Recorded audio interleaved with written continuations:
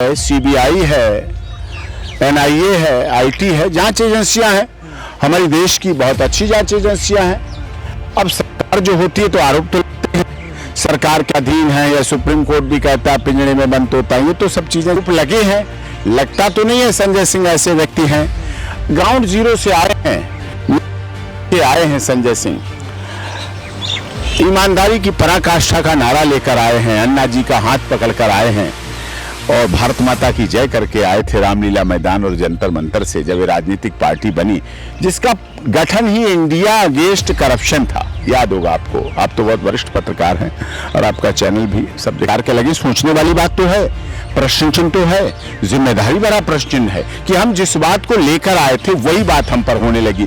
और XX3 रम और dry जिन की बोतल में भर के ले जा रहे हैं गंगा जल, तो साहब लोग गंगा जल नहीं कहेंगे उसे, लोग कहेंगे ड्राई जिन पिलाओ ना, मुझे 2 पैक पिलाओ ना, XX3 में लाओ ना, व्हाइट पेपर पिलाओ ना, गंगा जल है उसमें। तो दिखना भी चाहिए मनुष्य को, यही बात है, न्याय होते भी दिखना चाहिए, जांच होती।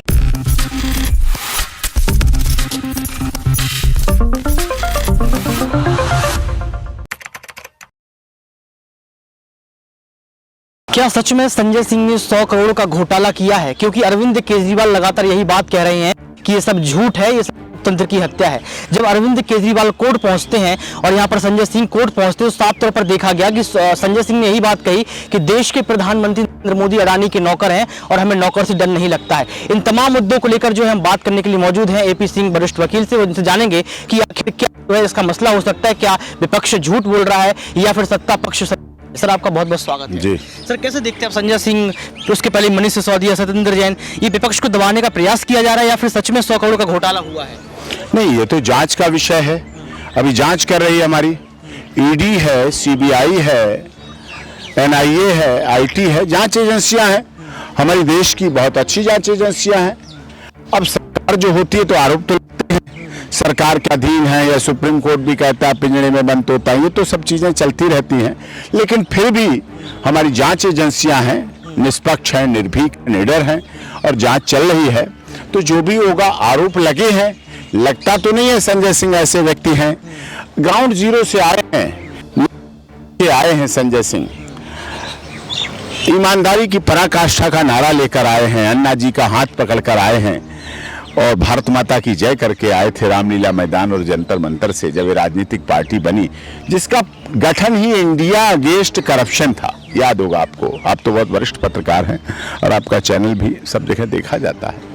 इंडिया अगेंस्ट करप्शन से जो बना संगठन से, सामाजिक संगठन से, उसके बाद राजनीतिक दल बना और उस पर अगर ऐसे लगातार मनीष सिसोदिया हो, चाहे सत्येंद्र जैन हो, चाहे संजय सिंह हो, लगातार सैकड़ों करोड़ के आरोप भ्रष्टाचार के लगे। सोचने वाली बात तो है, प्रश्न चिन्ह तो है, जिम्मेदारी भरा प्रश्न चिन्ह है कि हम जिस बात को लेकर आए थे वही बात हम पर होने लगी। और जुम्मा भी ज्यादा दिन नहीं हुए, चंद वर्ष, अभी 3 बार की सरकार अभी चल रही है और देश देख रहा है। देखिए, साफ हो, पवित्र हो, ईमानदार हो, तो ईमानदार दिखना भी चाहिए। आपको ईमानदार दिखना, ईमानदार बनने के लिए बनना भी पड़ेगा। आप चरित्रवान होते हैं लेकिन आप चरित्रवान दिख नहीं रहे तो नहीं मतलब। अगर आप गंगा जल बाइक पर और XX3 रम और ड्राई जिन की बोतल में भर के ले जा रहे हैं गंगा जल, तो साहब लोग गंगा जल नहीं कहेंगे उसे, लोग कहेंगे ड्राई जिन पिलाओ ना, मुझे 2 पैक पिलाओ ना, XX3 में लाओ ना, व्हाइट पेपर पिलाओ ना, गंगा जल है उसमें। तो दिखना भी चाहिए मनुष्य को, यही बात है, न्याय होते भी दिखना चाहिए, जांच होते हुए भी दिखनी चाहिए। हमारी अच्छी जांच एजेंसियां हैं। हाँ, बदले की भावना से अगर काम किया जा रहा है तो बदले की भावना से काम नहीं होना चाहिए। राजनीति में दबाने के लिए, आवाज दबाने के लिए, विरोध करने के लिए, 2024 के चुनाव के लिए कभी किसी के मूल अधिकारों का हनन नहीं करना चाहिए, झूठे अपराध नहीं लगाना चाहिए। ये कहना कि आज ईडी, सीबीआई, तमाम जो स्वतंत्र एजेंसियां नरेंद्र मोदी प्रधानमंत्री की कठपुतली बन चुकी है। क्या आपको लगता है कि ईडी, सीबीआई भी दबाव में हो सकती है? सर, ये तो लोकतंत्र की हत्या हो जाएगी फिर तो। नहीं, कठपुतली नहीं है, देश का प्रधानमंत्री हैं, नरेंद्र मोदी हैं। 25-26 साल उन्हें अपने जीवन के संवैधानिक पद पर बैठे हुए हो गए हैं, चाहे गुजरात के माननीय मुख्यमंत्री रहे हों, चाहे देश के प्रधानमंत्री 2 बार रहे हों, अब तीसरी बार की तरफ बढ़ रहे हैं उनके कदम। कठपुतली नहीं हो सकता, कठपुतली G20 नहीं करा सकता, कठपुतली 370 और 35 से नहीं हटा सकता, कठपुतली राम मंदिर भी बना दे और अयोध्या में मस्जिद भी बना दे, ऐसा नहीं कर सकता। कठपुतली सुप्रीम कोर्ट और सरकार से ट्रिपल तलाक मुस्लिम महिलाओं के लिए खत्म करा दे, कठपुतली नहीं कर सकता ये काम। वन नेशन वन इलेक्शन लाने की बात हो रही है, कठपुतली प्रधानमंत्री 3 वैक्सीनेशन बना दे, वैक्सीन बना दे, हमारे देश का वैक्सीनेशन टोटल फ्री में करा दे और दुनिया के 50 देशों में कोरोना वैक्सीन भेज दे। वो कठपुतली तो नहीं कर सकता, ये तो आपको बता दूं, लेकिन कभी भी बदले की भावना से नहीं होना चाहिए।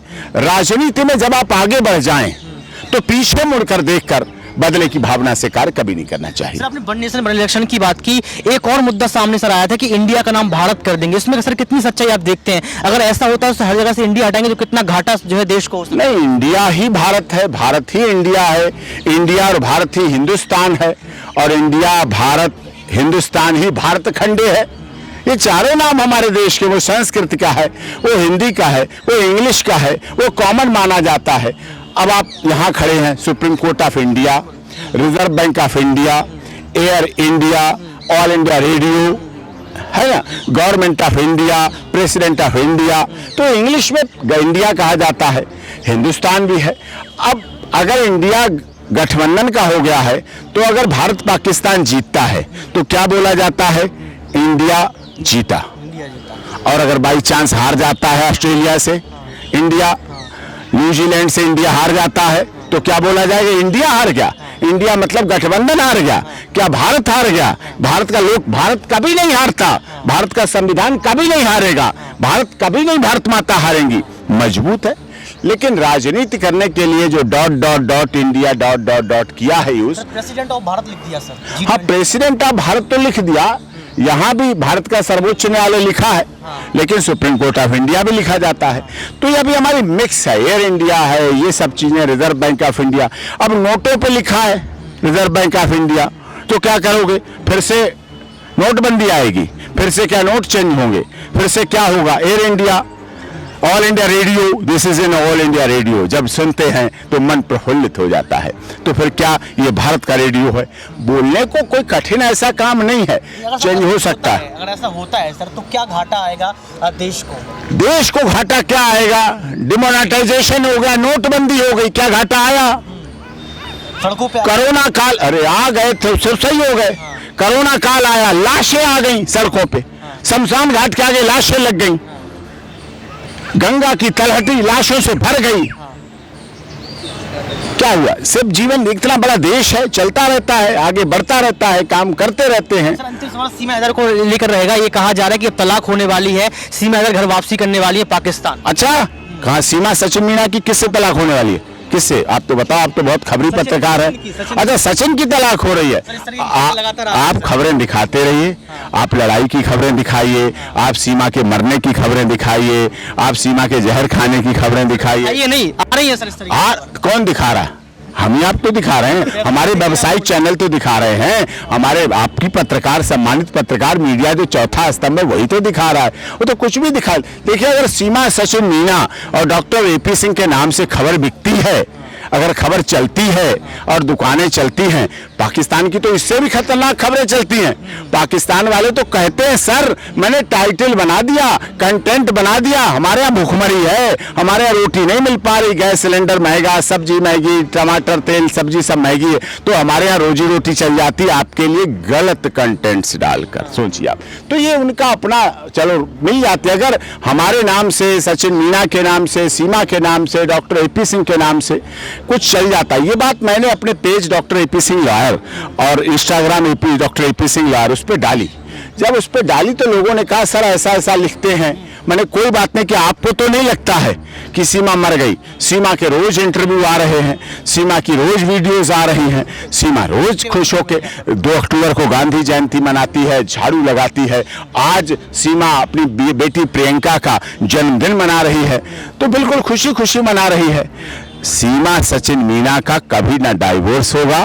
वो इस देश में आई है, मेरी बहन है, तभी तो मैं ज्यादा जिम्मेदारी के साथ, क्लाइंट के लिए तो जिम्मेदारी नहीं कह सकते, मेरी बहन है इसीलिए मैं जिम्मेदारी के साथ कह सकता हूं। ये भाई आपको लगता है तलाक होने देगा? अरे ठोक पीट के सही करके रख लेंगे दोनों को, कोई बात भी होगी, ऊंच नीच बात होगी, अपने हैं, बच्चे हैं, अपने हैं, तो उनको नहीं होगा, किसी तरह से नहीं होगा। हाँ, उनका सीमा सचिन मीना लगातार देश के लिए, देशभक्ति के लिए, देश की धारा के लिए, देश की मुख्य धारा के लिए काम कर रही है।